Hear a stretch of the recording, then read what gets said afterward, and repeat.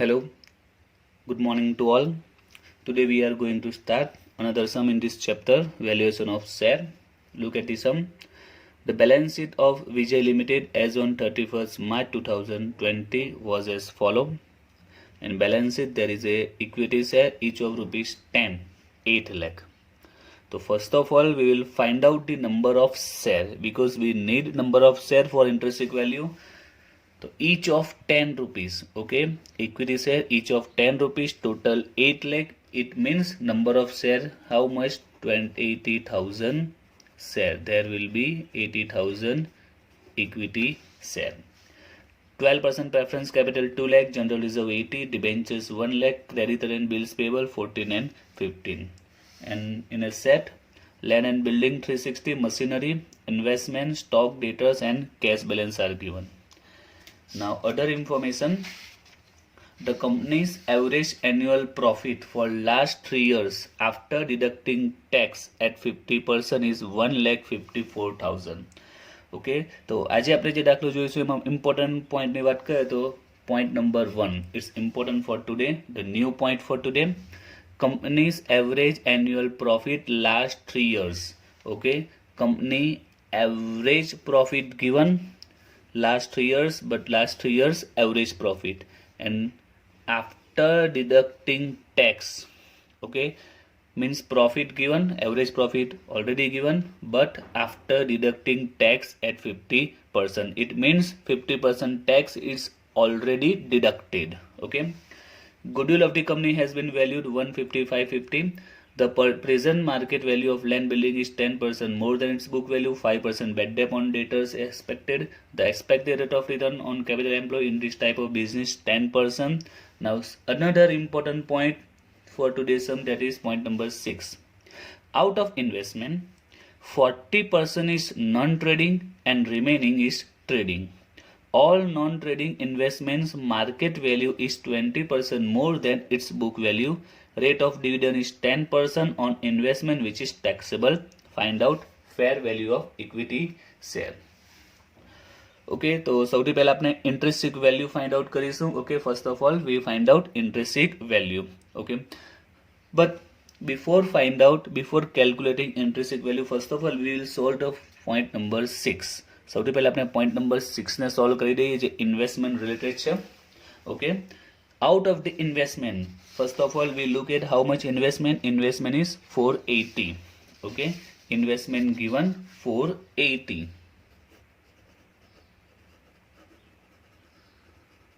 Investment 4,80,000. Out of the investment 40% is non-trading. Okay, we will divide it 40%. 40% are non-trading. Okay, we will calculate 480, 40%, amount is 1,92,000. And remaining, how much remaining? Remaining 40% and remaining 60%. So 480, 60%, 288. That's our trading. 2,88,000. Okay, 40% non-trading and remaining 60% trading, that is 2,88,000.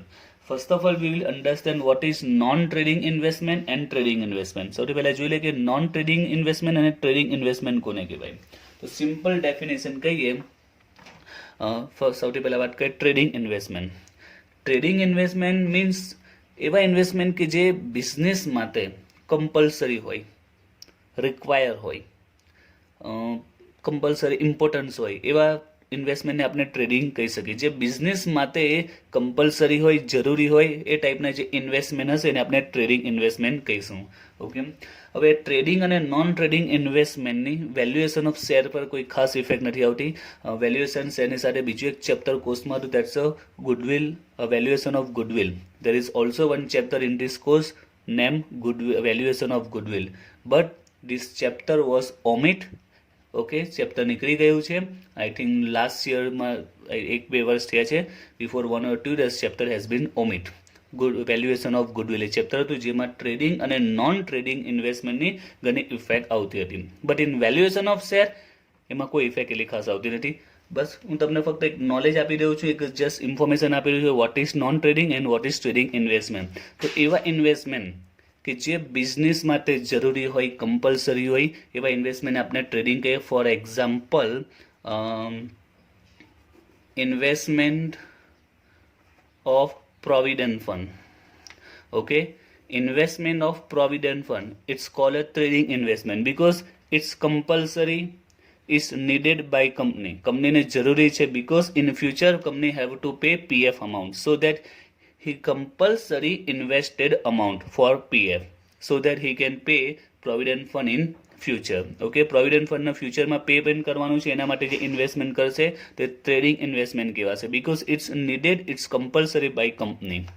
Now what is non trading investment which is not compulsory? એ compulsory નથી, company ઈચ્છે તો એમાં invest કરી શકે છે. For example, company purchase કરે, રિલાયન્સના શેરમાં ઇન્વેસ્ટ કરે, રિલાયન્સના શેર પરચેસ કરે, it's call a non trading. આપણે કોના અકાઉન્ટ્સ લખીએ છીએ? Vijay limited. Now it is compulsory for Vijay Limited to purchase Reliance share? No. એ ફક્ત પ્રોફિટના પર્પઝથી પરચેસ કરે છે. સિમ્પલ વાત કરીએ, કોઈક પર્સન છે જે ઓલરેડી કોઈ જોબ કરે છે કે બિઝનેસ કરે છે અને એ શેર માર્કેટમાં ટ્રેડિંગ કરે છે, ઇન્વેસ્ટ કરે છે. It's call a non trading investment because શું એને જોબ કે બિઝનેસ માટે એને રિલાયન્સના શેર ખરીદવા જરૂરી છે? No, not at all. It's call a non trading investment. એટલે કે એવા ઇન્વેસ્ટમેન્ટ કે જે બિઝનેસમાં જરૂરી હોય, ઓકે, બિઝનેસ માટે કમ્પલસરી હોય, એવા ઇન્વેસ્ટમેન્ટ આપણે કહીશું trading investment. And which is not compulsory, it's call a non trading investment. That is Reliance of share એને આપણે કહી શકીએ છીએ. ઓકે, તો આ ફક્ત એક નોલેજ માટે કહ્યું છે ટ્રેડિંગ ઇન્વેસ્ટમેન્ટ કોને કહેવાય અને નોન ટ્રેડિંગ ઇન્વેસ્ટમેન્ટ કોને કહેવાય. હવે આપણે પોઈન્ટ પર આવીએ. ક્વેશ્ચનમાં જે કીધું છે તે all non trading investments market value is 20% more than its book value. જેટલા પણ નોન ટ્રેડિંગ ઇન્વેસ્ટમેન્ટ છે એની માર્કેટ વેલ્યુ 20% મોર છે. એટલે કે આની માર્કેટ વેલ્યુ 20% મોર છે. એટલે આપણે એમાં 20% એડ કરી દઈશું. 1,92,000 છે, એમાં 20% જો એડ કરીશું તો આવશે 2,30,400. 2,30,400. All non trading investment market value 20% મોર. ઓકે, તો નોન ટ્રેડિંગ ઇન્વેસ્ટમેન્ટ 192, એમાં 20% એડ કરી દીધા.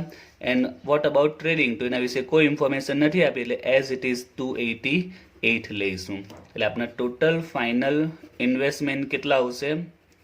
તો ઇન્વેસ્ટમેન્ટ આવશે, આપણે બંનેનો ટોટલ કરી દઈશું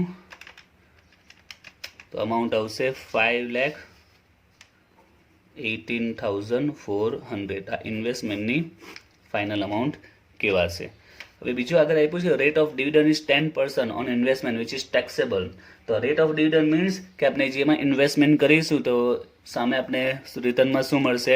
તો આપણે ઇન્ટરેસ્ટ મળે કાં તો ડિવિડન્ડ મળે. ઓકે, તો આમાં ડિવિડન્ડ મળે છે 10% કે જે ટેક્સેબલ હોય છે, બટ એની કશી ઇફેક્ટ આવતી નથી બીકોઝ આપણે ઇન્ટ્રિન્સિક વેલ્યુના સ્ટેપ ખબર છે, માર્કેટ વેલ્યુના સ્ટેપ ખબર છે, જેમાં ઇન્વેસ્ટમેન્ટ કર્યું હોય અને એના પર જે ડિવિડન્ડ રિસીવ થતું હોય એની કશે કોઈ ઇફેક્ટ આવતી નથી. ઓકે, એટલે અહીંયા આપણે કોઈ અસર નહીં. ઇફેક્ટ આવે છે, મેં શરૂઆતમાં કીધું વેલ્યુએશન ઓફ ગુડવિલ નામનું એક ચેપ્ટર પહેલાં હતું જે નીકળી ગયું છે, એમાંની ઇફેક્ટ આવતી હતી. બટ વેલ્યુએશન ઓફ શેરમાં એની કોઈ ઇફેક્ટ આવતી નથી બીકોઝ આપણે જે સ્ટેપ છે આપણે સ્ટેપમાં જોયું છે કોઈ સ્ટેપમાં ઇન્વેસ્ટમેન્ટ પર જે ડિવિડન્ડ મળે છે એની કશે કોઈ ઇફેક્ટ છે જ નહીં. સ્ટેપમાં કશે પોઈન્ટ આવતો જ નથી, એટલે આની કોઈ ઇફેક્ટ આવશે નહીં. ઇન્વેસ્ટમેન્ટ 10% ડિવિડન્ડ એ ટેક્સેબલ હોય કે ટેક્સેબલ નહીં હોય, it is not affected in valuation of share. તો જે મેઇન પોઈન્ટ હોય નોર્મલ ટ્રેડિંગનો હતો ને નોન ટ્રેડિંગ ઇન્વેસ્ટમેન્ટ યાદ રાખવાનું જસ્ટ ફોર નોલેજ. જે બિઝનેસ માટે જરૂરી હોય જેમ કે પીએફનું ઇન્વેસ્ટમેન્ટ કરવું ને જે જરૂર કમ્પલસરી નહીં હોય જેમ કે રિલાયન્સના શેર પરચેસ કરો, it's a non trading investment. Okay, બાકીના જે અસેટના પોઈન્ટ છે નોર્મલી છે આપણે ખ્યાલ આવે એવા છે.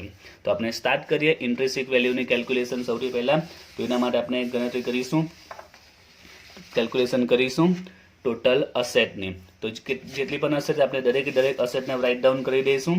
તો એક છે લેન્ડ છે, મશીનરી છે, ઇન્વેસ્ટમેન્ટ છે, સ્ટોક છે, debtors and cash balance. Okay, એ દરેક આપણે એસેટ રાઇટ ડાઉન કરીશું. એન્ડ લાયબિલિટીઝમાં જોઈએ તો ડિબેન્ચર છે, ક્રેડિટર એન્ડ બિલ્સ પેએબલ છે.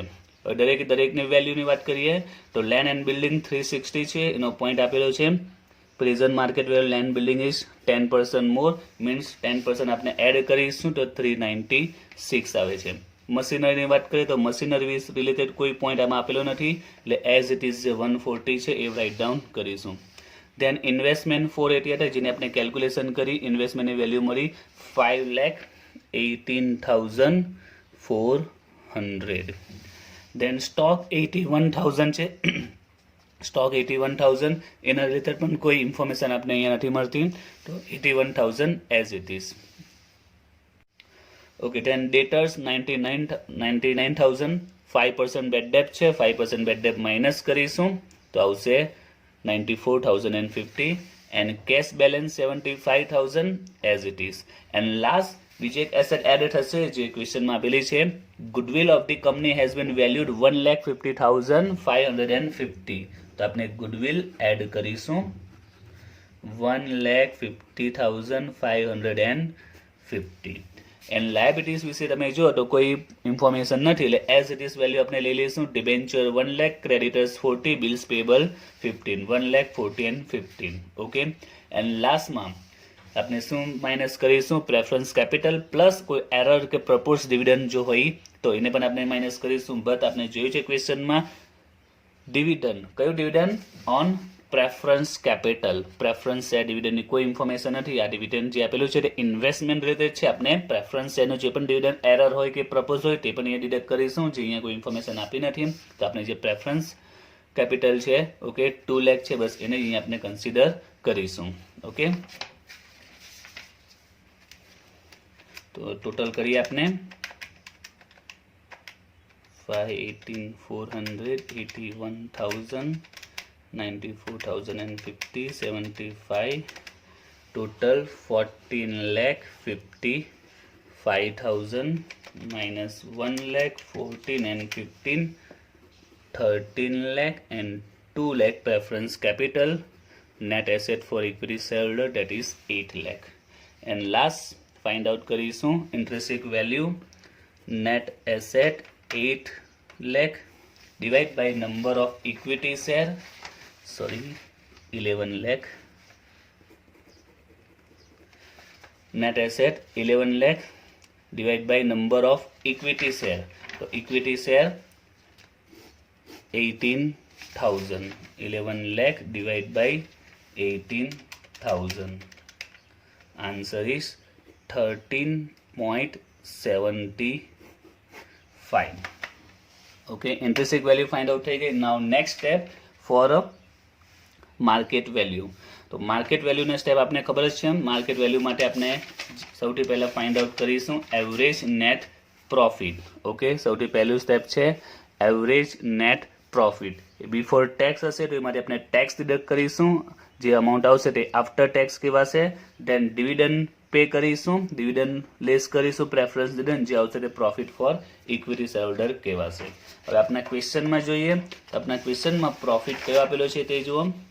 The company's average annual profit, okay, average profit is given, બ્રેકેટમાં આપ્યું છે after deducting tax at 50%. એટલે કઈ અમાઉન્ટ છે? after deducting tax at 50%. Means કે જે પ્રોફિટ છે એ કયો છે? આફ્ટર ટેક્સ છે. એટલે કયો પ્રોફિટ આપેલો છે? એવરેજ પ્રોફિટ છે, આફ્ટર ટેક્સ અમાઉન્ટ આપેલું છે. તો કોમન છે, ખ્યાલ આવી જ જવો જોઈએ. જો બિફોર ટેક્સ હોય તો સૌથી પહેલા આપણે ટેક્સ ડિડક્ટ કરીશું, જે આવશે તે આફ્ટર ટેક્સ કહેવાશે. દેન we will deducted preference dividend. Clear? તો આપણે જે ફર્સ્ટ સમજ્યો હતો ચેપ્ટરમાં, એમાં જે પ્રોફિટ આપેલો હતો એવરેજ પ્રોફિટ એ બિફોર ટેક્સ હતો, જેમાંથી આપણે ટેક્સ ડિડક્ટ કરેલો એટલે આપણે આફ્ટર ટેક્સની અમાઉન્ટ મળી. બટ અહીંયા આપણે ડાયરેક્ટ આફ્ટર ટેક્સ પ્રોફિટ આપેલો છે, એટલે કે આ અમાઉન્ટ આપેલી છે, આફ્ટર ટેક્સની અમાઉન્ટ છે. It means we will deducted only preference dividend. Clear? Because પ્રોફિટનો રૂલ સમજાવો કે સૌથી પહેલા આપણે ઓલવેઝ ટેક્સ માઇનસ કરીશું, દેન ડિવિડન્ડ માઇનસ કરીશું. હવે અહીંયા ઓલરેડી ટેક્સ માઇનસ થઈ જ ગયો છે, because profit is given after tax. After ટેક્સનો પ્રોફિટ આપેલો છે, ફક્ત આપણે ડિવિડન્ડ જ માઇનસ કરીશું. ક્લિયર? તો પોઈન્ટ યાદ રાખજો, ક્વેશ્ચનમાં ટેક્સ કયો આપેલો છે ખાસ હોવાનું, એટલે અંડરલાઈન કર્યું છે after deducting tax. Okay, tax deduct થઈ ગયા પછીનો પ્રોફિટ આપેલો છે, એટલે કે આ અમાઉન્ટ આપેલી છે. આ જે 154 અમાઉન્ટ છે, એટલે અહીંયાની અમાઉન્ટ આપેલી છે 154 આફ્ટર ટેક્સની અમાઉન્ટ છે. It means we have to only cut કરીશું, લેસ કરીશું પ્રેફરન્સ ડિવિડન્ડ. ઓકે, તો સ્ટાર્ટ કરીએ આપણે એની કેલ્ક્યુલેશન. માર્કેટ વેલ્યુ, તો એવરેજ નેટ પ્રોફિટ આપણે કયો આપ્યો છે? After tax 1,54,000. We will deducted only preference dividend because tax is already deducted because amount is given after tax. After tax ની amount છે, tax માઇનસ કર્યા પછીની amount છે, એટલે ફક્ત આપણે ડિવિડન્ડને જ માઇનસ કરીશું. હવે ડિવિડન્ડ કેટલું છે? પ્રેફરન્સનું ડિવિડન્ડ જોઈએ તો 2 લાખ પ્રેફરન્સ કેપિટલ, 12% રેટ છે, 2 લાખને 12% 24,000 માઇનસ કરીશું, 150 મળે 24 માઇનસ કરીશું તો 130 એ એવરેજ નેટ પ્રોફિટ મળી જશે for equity share holder. Okay, now the next step is rate of dividend. એનો ફોર્મ્યુલા શું આવશે?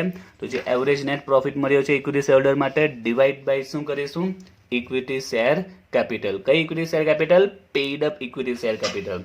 Average net profit divided by paid up equity share capital. Average net profit 130 divided by paid up equity capital 8 lakh into 100, and the answer will be 16.25%. And the last step, market value.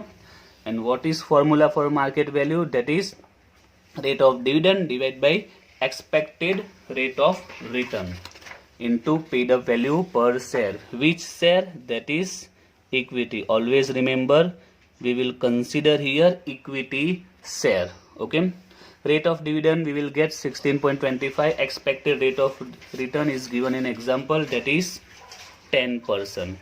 In point number 5, expected rate of return 10%. And paid up value per share. Which share? Equity.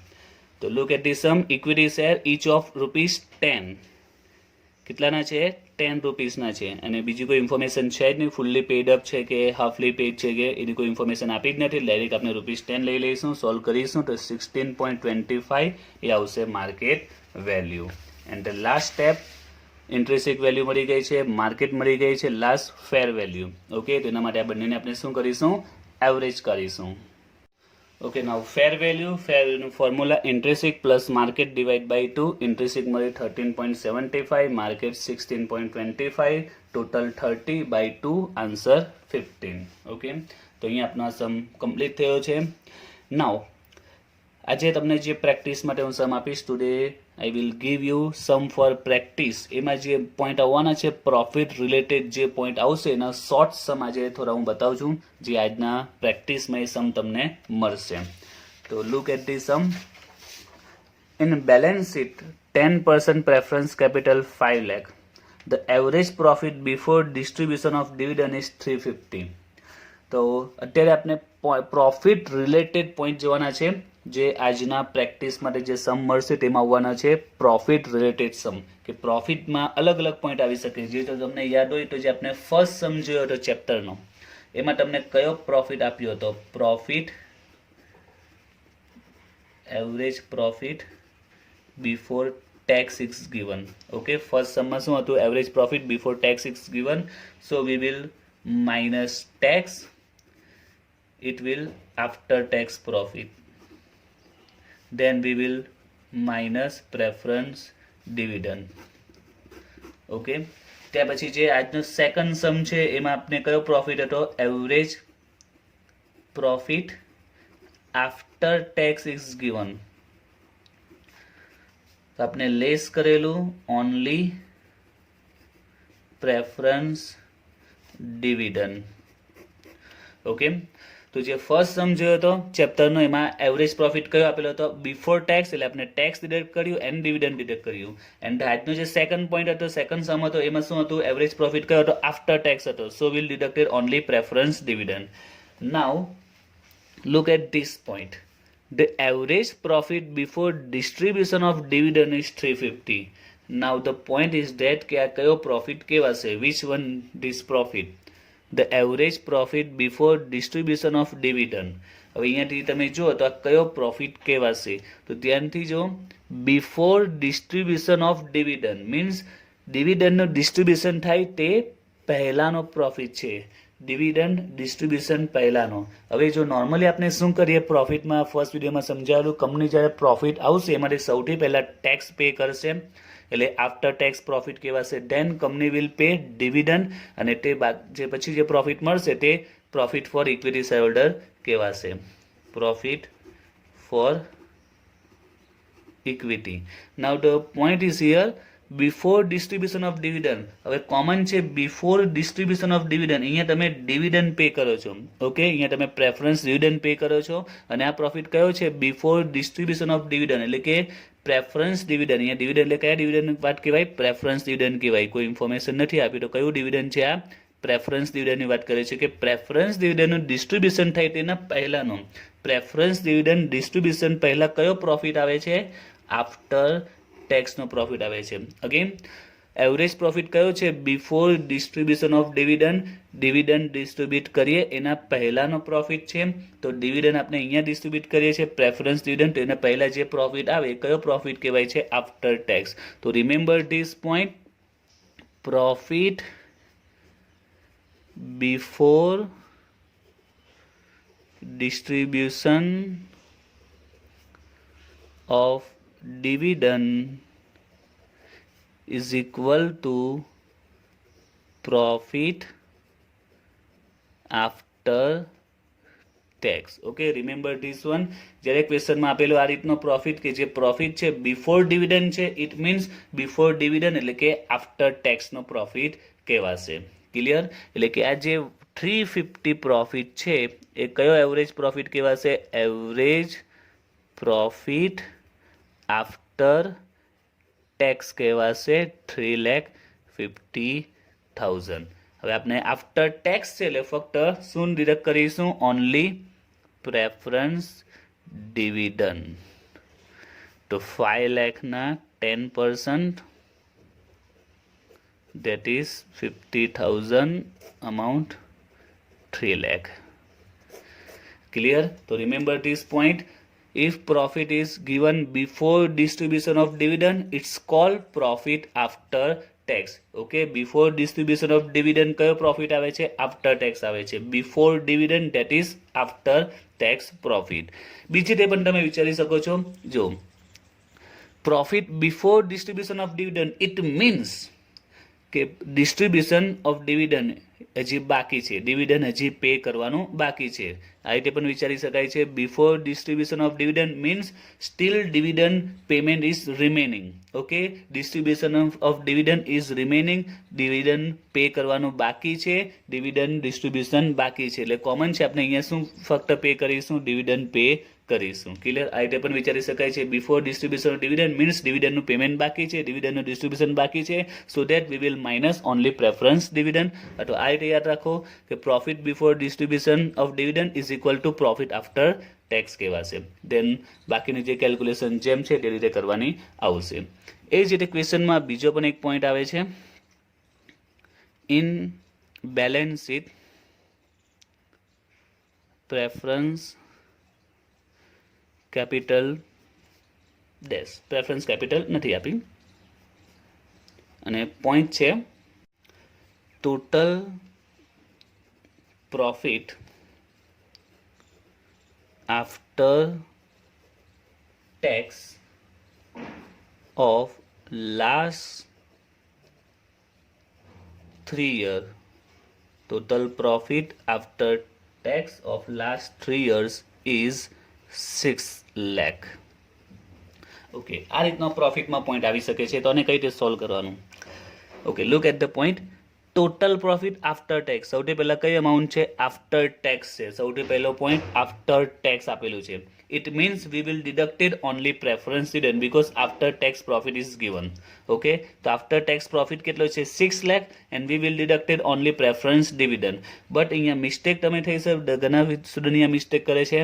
સમજી લે કે after tax કેટલો છે? 6 lakh profit છે, dividend minus કરો, કામ પૂરું. નો, after tax છે, બટ આગળ ક્વેશ્ચનમાં જો total profit, total profit after tax of last 3 years means જે 6 lakh amount છે after tax છે, right?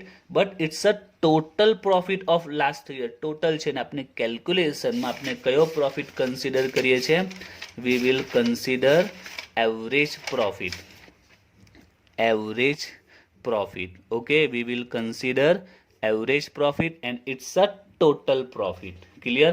આપણે એવરેજ પ્રોફિટ લેવાનો છે, જ્યારે અહીંયા ટોટલ પ્રોફિટ આપેલો છે. આપણે જેટલા પણ સમ જોયા છે, ઓકે, જેમ કે આમાં આપણે એવરેજ પ્રોફિટ હોય છે, અહીંયા પણ એવરેજ પ્રોફિટ, ઓકે, કયો પ્રોફિટ હોય છે?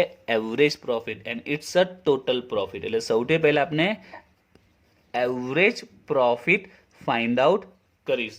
ઓકે, એવરેજ પ્રોફિટ શું આવશે? તો સિમ્પલ જ છે. ટોટલ પ્રોફિટ છે 6 lakh. Total profit 6 lakh for last 3 years. Last 3 years 6 lakh છે. તો એવરેજ ફાઇન્ડ આઉટ કરવું હોય તો 6 લાખ ડિવાઈડ બાય 3 years કરીશું, એટલે કે 2 લાખ એ આપણે શું મળી જશે? Average profit. ક્લિયર? તો ક્વેશ્ચનમાં જ્યારે પોઈન્ટ આવે તો બરાબર પોઈન્ટને રીડ કરજો. શું પોઈન્ટ આપેલો છે? ઘણા સ્ટુડન્ટ અહીંયા મિસ્ટેક કરે, ડાયરેક્ટ 6 લાખને જ એવરેજ પ્રોફિટ માનીને કેલ્ક્યુલેશન સ્ટાર્ટ કરે છે. દાખલામાં એકદમ સિમ્પલ પોઈન્ટ છે, એક એક શબ્દ ઇમ્પોર્ટન્ટ છે. ઓકે, ટોટલ પ્રોફિટ આપેલો છે લાસ્ટ 3 year, ટોટલ છે ને આપણે કયો કન્સિડર કરીએ છીએ? એવરેજ જોઈએ છે. એટલે total 6 lakh divide by 3 years. 3 yearsનો 6 લાખ છે, ડિવાઈડ બાય 3 કરીશું એટલે 2 લાખ આપણે એવરેજ પ્રોફિટ મળશે. નાઉ વિચ વન ધીસ પ્રોફિટ? તો જે ટોટલ પ્રોફિટ આફ્ટર ટેક્સ છે, તો જે એવરેજ પ્રોફિટ મળશે એ પણ કયો કહેવાશે? આફ્ટર ટેક્સ કહેવાશે. Because total profit is given after tax and we will get average profit from total profit. It means it's also after tax profit. Clear? આ જે પ્રોફિટ મળ્યો એ પણ કયો કહેવાશે? આફ્ટર ટેક્સનો પ્રોફિટ કહેવાશે. હવે આફ્ટર ટેક્સ છે, it means we will deducted only preference dividend less preference dividend. But સ્ટાર્ટિંગમાં આપ્યું છે in balance sheet preference capital dash, means preference capital is not given in balance sheet. It means કંપનીએ preference share issue જ નથી કર્યા. આપણે step પ્રમાણે લખી દઈશું. પ્રેફરન્સ ડિવિડન્ડ નથી તો ડેશ, એટલે કે average profit for equity share holder will be finally 2 lakh. Okay, preference capital જો આપેલી હોતી તો આપણે અહીંયા માઇનસ કરીએ તો ડિવિડન્ડ, પ્રેફરન્સ કેપિટલ નથી તો અહીંયા આપણે ડેશ લઈ લઈશું. એટલે final answer for equity share holder that is 2 lakh. તો આજે જે પ્રેક્ટિસ માટે સમ તમને મળશે એમાં આ રીતના પોઈન્ટ તમને પ્રોફિટમાં જોવા મળશે. ઓકે.